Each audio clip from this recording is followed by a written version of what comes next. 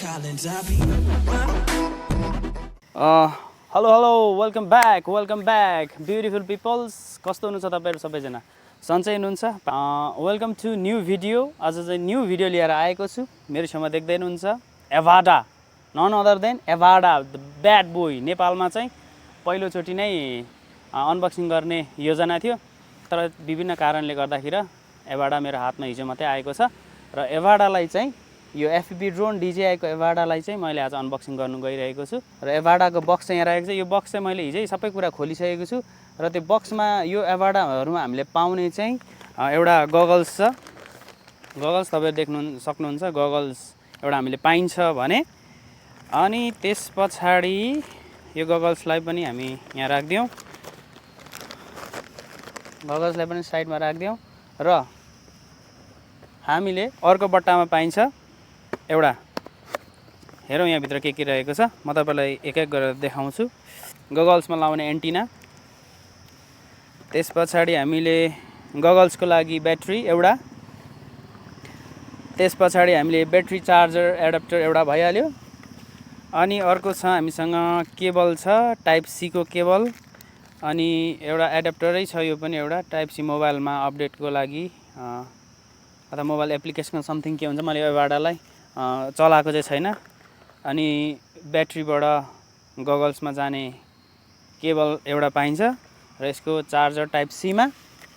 अनि त्यसै गरी गगल्सको स्ट्र्याप्स हामीले पाइन्छ भने यो बक्समा। त्यसै गरेर अर्को त्यही रहेको छ गगल्सको। र फाइनली अन्तिममा चाहिँ प्रोपेलर पनि एक्स्ट्रा दुईटा हुन्छ, त्यो प्रोपेलर चाहिँ घरमै बिर्सेछु मैले र यसमा फाइनली यसको मोसन कन्ट्रोलर।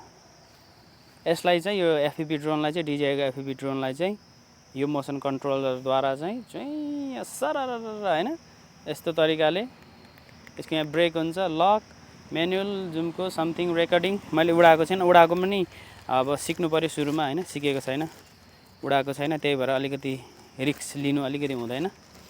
पहिला सिक्ने, त्यसपछि उडाएको भिडियो तपाईहरुसम्म म पुर्याउने नै छु। र यो सामानलाई हामी एकछिन साइड लगाइदिउँ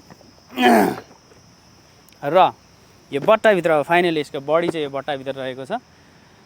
डिजेआईको एभाडाको एफपीपी नेपालमा चाहिँ आई थिङ्क मैले यो तेस्रो व्यक्ति भयो होला अनबक्सिङ गर्नलाई। पहिलोचोटि नै गर्नु खोजेको थिएँ तर भएन, र त्यो कुरा त्यस्तै हो। र यसलाई बडीलाई सट्ट हामी हेर्नेछौँ।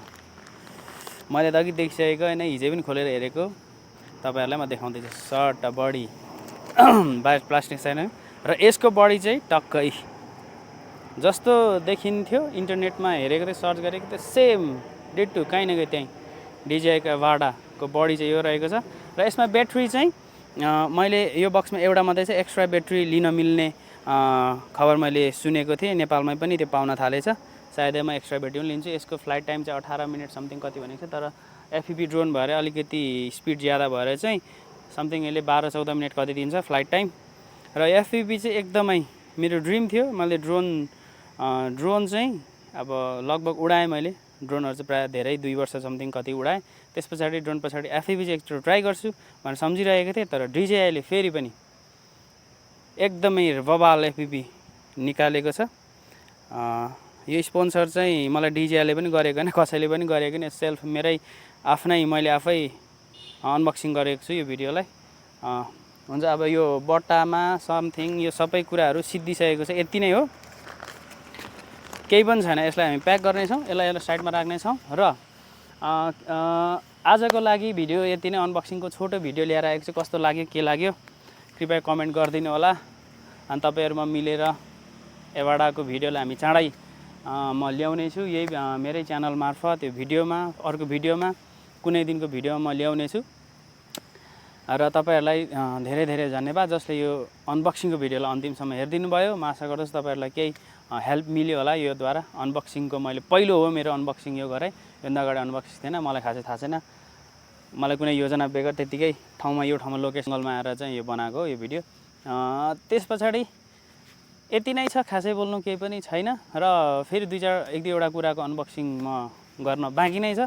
यो पहिलो अनबक्सिङ थियो, दोस्रो अनबक्सिङ, तेस्रो अनबक्सिङ गरेर एक दुईवटाको अझै बाँकी छ। म अनबक्सिङ भिडियो पनि कुनै समय ल्याएर आउँछु भने जतिजनाले मेरो च्यानललाई सब्सक्राइब गर्नुभएको छ कृपया अहिले नै सब्सक्राइब गरिदिनुहोस् न। 1K पुग्न लागेको छ, 1K पुर्याउनु पऱ्यो नि त होइन। 1K पुर्याउनु पऱ्यो, अनि 1K देखि 2, 3 हुँदै हुँदै हामी अगाडि बढ्नु पऱ्यो। Okay, this much for today. र हामी फेरि पनि अर्को कुनै भिडियोमा भेट्नेछौँ। तबसम्मको लागि बिदा चाहन्छु। हस्त, बाई बाई।